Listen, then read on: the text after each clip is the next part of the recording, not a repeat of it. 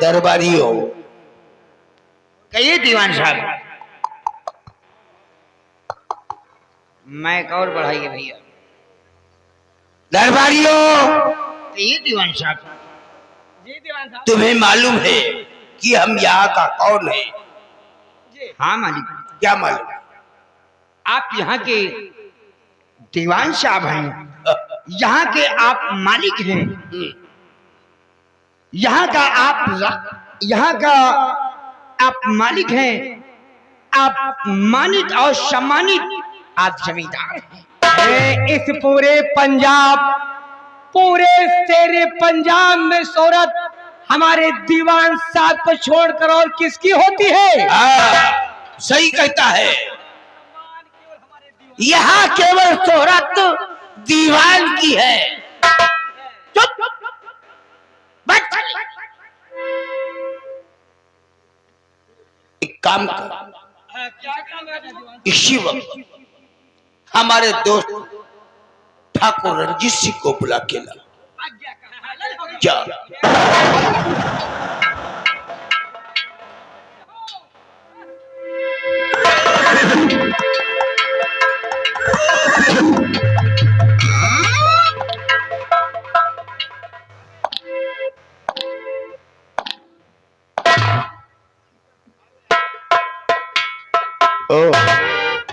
यह क्या देख रहा हूं मैं? आज दीवान साहब कुछ चिंता के सागर में डूबे हुए नजर आ रहे हैं। पूछता हूं, जय गोपाल। जय गोपाल। आओ रणजीत सिंह, आओ, बैठो। दीवान साहब, बैठने से पहले मैं आपसे कुछ कहना चाहता हूं, अगर इजाजत हो तो। बोलो, क्या कहना चाहते हो? दीवान साहब, ऐसे जब मैं आया करता था, राजमहल में आपको देखता था तो बहुत खुशहाल नजर आते थे, लेकिन आज क्या बात है, आपके चेहरे की रौनक कुछ अच्छी नहीं है। रणजीत सिंह, बैठो, हम सब कुछ बताएंगे। तुम हमारी इच्छाएं पूछना चाहती हो?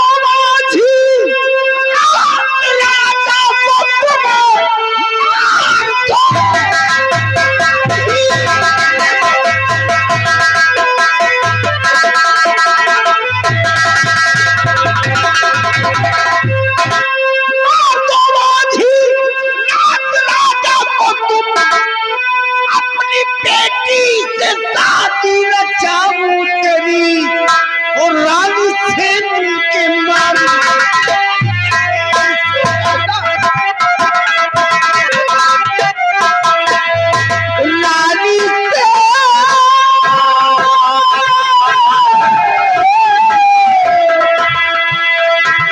रानी से मिलके मारूं जगदीश को अपना सेनापति जवाना फिर मुझे रब करना नहीं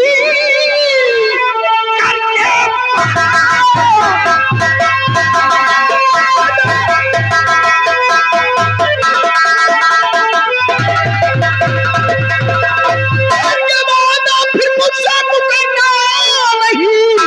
आज ही रात को काम हो जाएगा और हर तरह से पता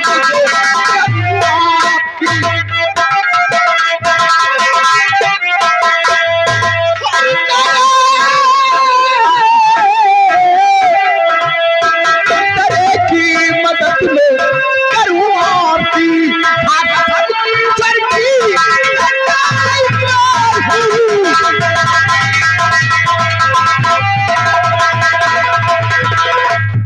लेकिन रणजीत सिंह, बोलो दीवान साहब।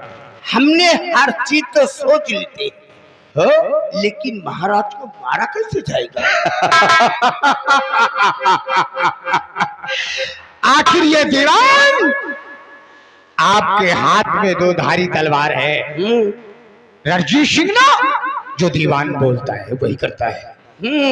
अपन कितना खून खराबा किया है आपने, इसीलिए तो हम उससे सलाह लेते हैं। दीवान साहब, ये ठाकुर रणजीत सिंह एक पैतरा बताता है आपको, यानी दाना दिखाओ और बाया मारो। आपकी बात को सम्राट बहुत मानते हैं। मानते तुम्हें? इस राज दरबार में किसी कर्मचारी पे विश्वास नहीं करते। देखो रणजीत सिंह, हम इस राज का लालची हो गया। हम सोचते हैं कम महाराज का सफाया हो और इस पंजाब राजधानी का मैं महाराज आपके सर पे ताज होगा, पर सम्राट को आप केवल शिकार खेलने के लिए तैयार करें। अगर भले समाज के सामने भरे राज दरबार में अगर महाराज को हम मारते हैं तो मानते हैं खून खराबा कर सकते हैं। हम जानते हैं हमारे राज पंजाब राज में बगावत से छिड़ जाएगी, ना कुर्सी मिलेगी और ना कुछ नहीं। बस जाओ, राजन को तैयार करो। सम्राट बहुत दिन हो गए हैं शिकार खेले हुए। तलवारों में मूर्छे लगे। हाँ, जितना ही फेंक दो उतना ही अच्छा।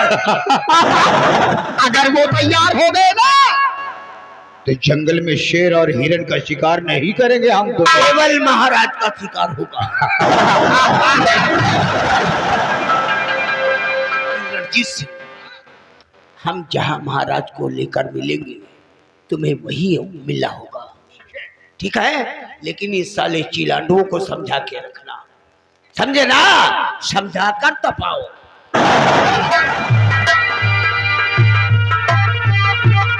हाँ साहब, ये आ गए जेपी ब्रास बैंड पार्टी, जो कि निवासी बभलपुर। इस सीन को देखते हुए सीन पे प्रसन्न होकर 10 रुपए के नाम पार्टी धन्यवाद। कहिए दीवान साहब का क्या इरादा है, समझ गए ना?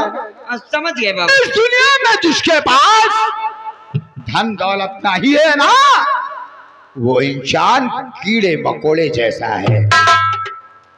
दीवान साहब के दिल में इस राज और तख्त की लालच आ गई है। वो सोचते हैं कि शहर पंजाब का मैं सम्राट हो जाऊं। तो बाबू, क्या दीवान साहब के पास कुछ भी नहीं है क्या कि वो कीड़े मकोड़े के आवाज नहीं करने का।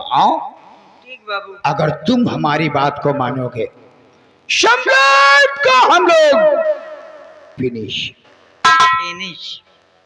और तुम अगर हमारे कहने पे चलोगे ना, तो हमारी जगह पे सेनापति हो जाओगे। अरे वाह बाबू वाह। तुम्हारी जगह पे ये हो जाएगा। ये राज किसी को कानो कान खबर नहीं होना चाहिए। बिल्कुल नहीं बाबू। अगर खबर हो गई ना तो 7 नस्लें तबाह कर दूंगा।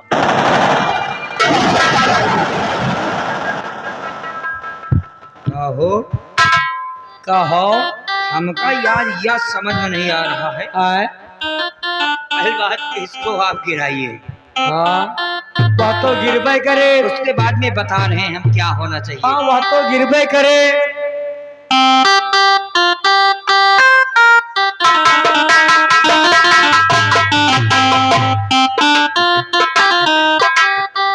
हाँ दोस्तों अभी आप लोगों को एक बात बताएं। सुन ले भाई। आप लोगों को इस सरकार की बात बताते हैं कि इस सरकार में क्या क्या हो रहा है। क्या हो रहा है? कहना है क्या कहना है? और जब हम बछवा होंगे हाय हाय खेतों में चरे होंगे ना जाने कितने खेतों को बर्बाद करेंगे तुझे याद करेंगे। हो मोदी योगी हो मोदी योगी हो मोदी योगी हो मोदी योगी।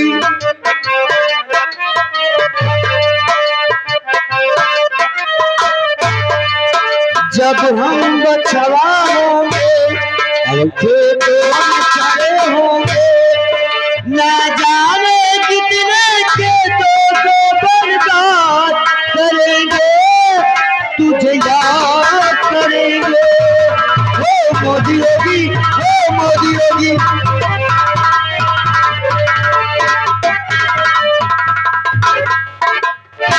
हाँ दोस्तों स्क्रीन पे गौर कीजिए। जैसा कि आप लोगों ने देखा दीवान साहब इस राज की लालच में क्या षड्यंत्र रच रहे हैं।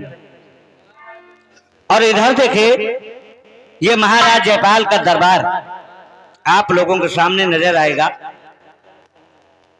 जहां पे महाराज जयपाल सिंह पंजाब नरेश अपने सिंहासन पर बैठे हुए नजर आएंगे और साथ में उनकी धर्म पत्नी जिनका नाम चंपा रानी है। दोस्तों ये महाराज की दूसरी रानी है। दर्शक प्रेमी थोड़ा ध्यान दें, हमारी माताएं बहनें आई हुई ध्यान दें कि ये महाराज की दूसरी रानी है और साथ में ही इनका इकलौता बेटा जिसका नाम जगदीश राजकुमार है ये भी बैठा हुआ नजर आएगा। लेकिन इनकी सगी मां नहीं सौतेली मां है। तो देखिए दोस्तों मां बेटा और पिता में क्या वार्तालाप होती है और पर्दे के सीन ड्रा पे क्या दिखाया जाता है आप लोगों के सामने।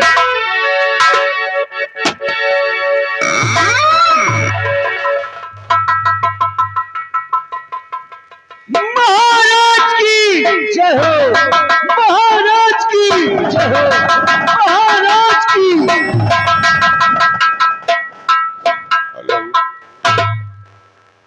प्रिय रानी तुम्हें ये समझना होगा कि हमारी पहली रानी का स्वर्गवास हुआ, उसके बाद में मैं तुम्हें दूसरी शादी करके लाया।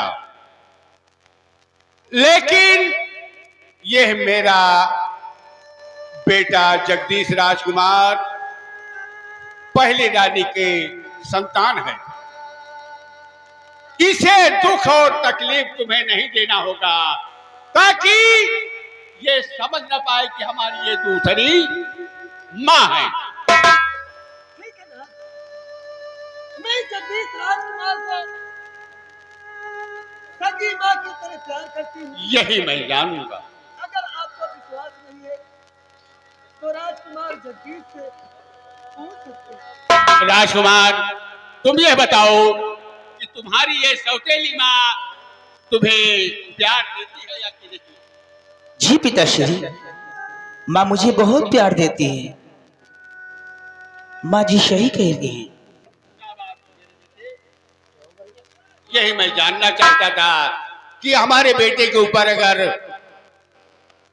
ये माँ कोई दुख और दर्द करती है तो ये दुख दर्द मुझे नहीं, तुम्हारी माँ को होगा जो कि तुम्हें पैदा किया है।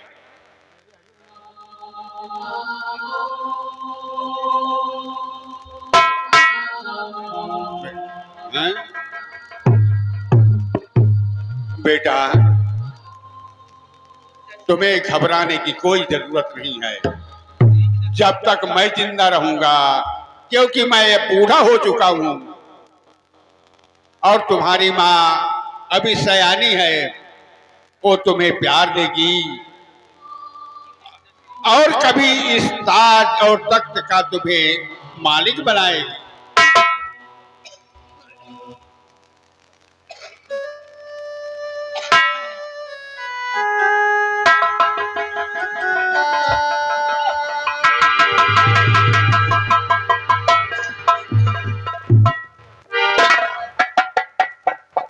कहिए दीवान साहब। रजन, मैं कुछ आपसे कहने के लिए आया हूँ। क्या करना चाहते हो, कहो। और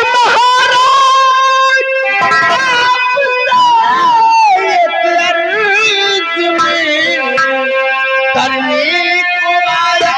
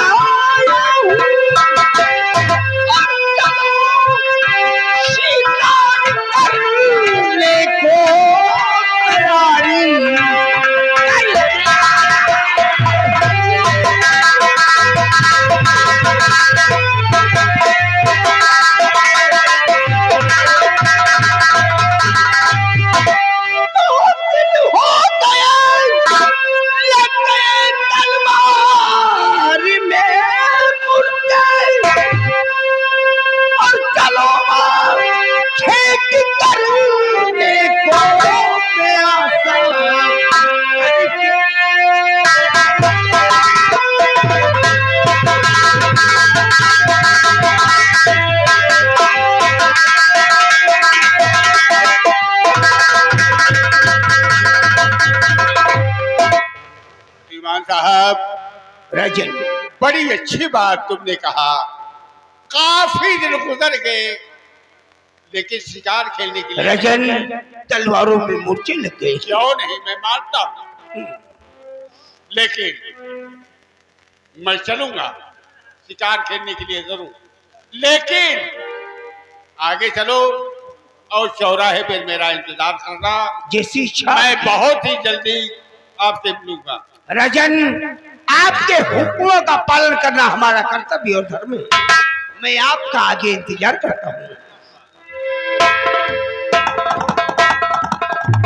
पिताश्री, ये बेटा, मैं भी आपके संग चलूंगा शिकार खेलने। बेटा, अभी तुम्हारी उम्र बहुत बड़ी कमसीन है, छोटे हो।